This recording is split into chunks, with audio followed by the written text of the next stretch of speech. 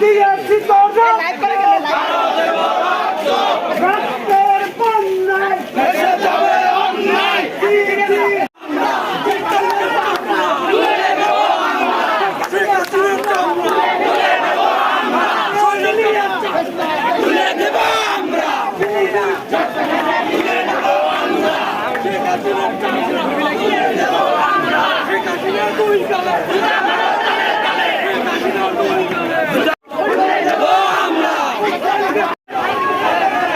বিজয় মিছিল দ্বিতীয় বিশ্বযুদ্ধ এড়িয়ে গেল।